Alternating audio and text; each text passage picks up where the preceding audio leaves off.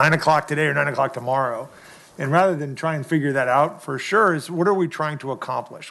Give me something more than that narrow question, but tell me what it is that is the dilemma. Do you need more time to look at the bylaws of the homeowners association, or did you get it? You didn't get enough sleep. What is it that we're trying to do? And I guess I haven't heard.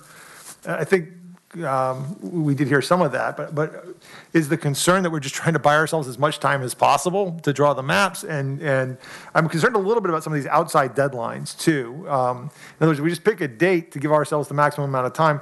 I have some serious concerns about anything that takes us into lame duck territory for the General Assembly to have to vote up or down on congressional maps in particular, because I think that's absolutely required after we know the results of the November election. So I have some concerns about pushing us out too far, as well as practical concerns as I look at Brooks and Meg here, and I know that they take a lot of drafting requests and things in November and December, and they have a lot of work to do to get ready for the General Assembly session, but more concerned, frankly, about the political look of doing something like that. So is the idea to figure out the date that gives us the most time, but again, I guess my follow-up to that would be if we pick a date that's later than the 12th, could we also, I guess as a commission, give ourselves an end date that's shorter than the full 45 days so that we don't run into those problems? So say, hey, we could say the 26th, but we'll all have an internal deadline of everything that has to get done before Election Day, for instance. Those are my thoughts on it, I guess. I don't know if it's a question for anybody, but that's my thought on it. Does anyone have any? Senator Barker, you look like you might want to say something. I do have a question for the attorneys here, and that is there an option here for us to go into court and ask the court to tell us which of those 3 dates would be the relevant date so that we do it preemptively and we know what the rules are, or are we sort of hamstrung and have to proceed and then figure out what the consequences are? Which attorneys and which court? I think yes. The issue of the Supreme Court being involved in this process potentially. So I'll let you guys take over. And that was Meg Lamb.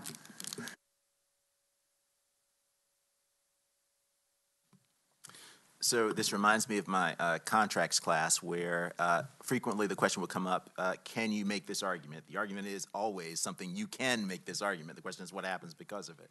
I think that in this instance, it is possible to try to seek an answer from a court. I think the answer may not be a satisfactory answer. And one of the challenges of pursuing what might be a declaratory judgment in this sort of imagined approach to it is that it takes time.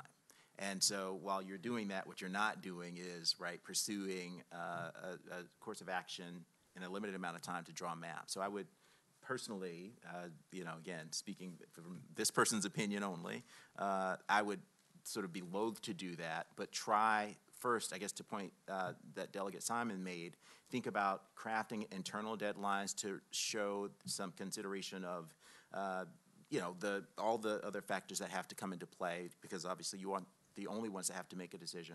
But I would really think carefully about going to court, in part because there's just a lot of uncertain, reactions that you may get from them or other actors. And I think, frankly, this body has the ability to make internal rules for itself about how it does business. So that I'll just stop there for want of time.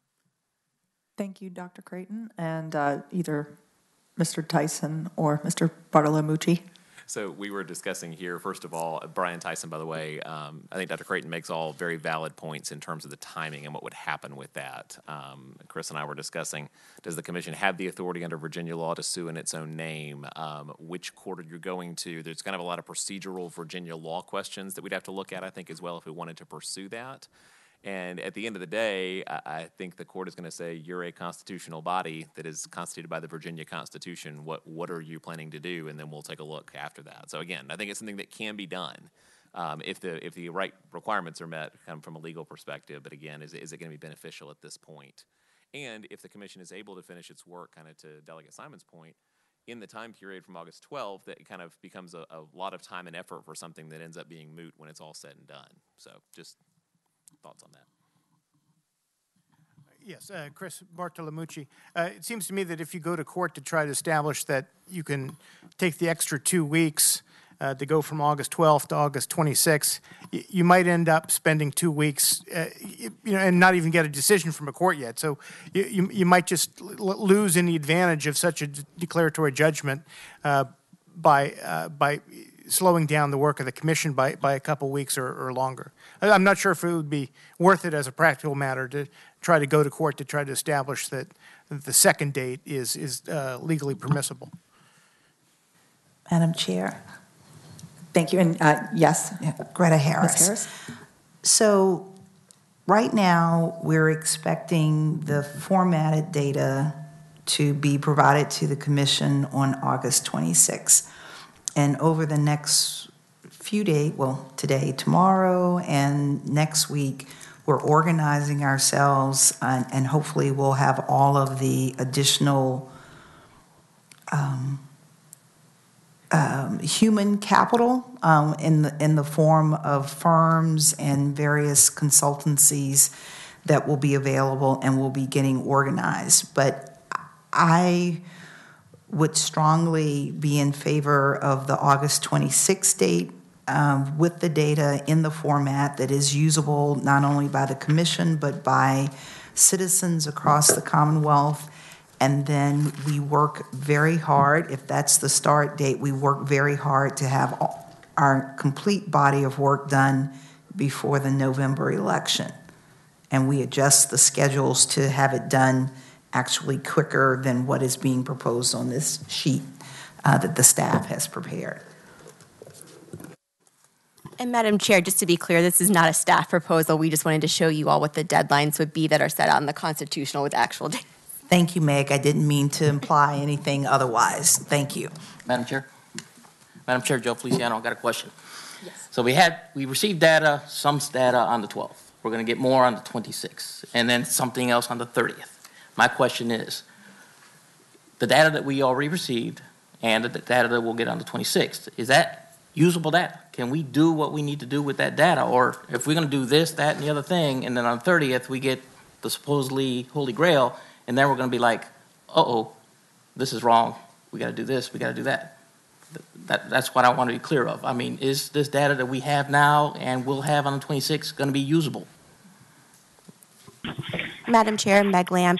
So we've worked with our Citygate GIS contact, our contractor, and he has indicated that, yes, the data that we'll be getting on the 26th will actually be from Citygate GIS, and it will be the data that we received from the Census Bureau last week, but adjusted to reflect the prison population reallocation. And then what's actually taking a little longer is the disaggregation of election results for the database. But on the 26th, we should have everything that we'll need ready to go. The data that the census released on the 12th is the exact same data that will be released September 30th. It's just in a more user-friendly format, but it is the exact same data. Madam Chair? Oh, James Abrinio.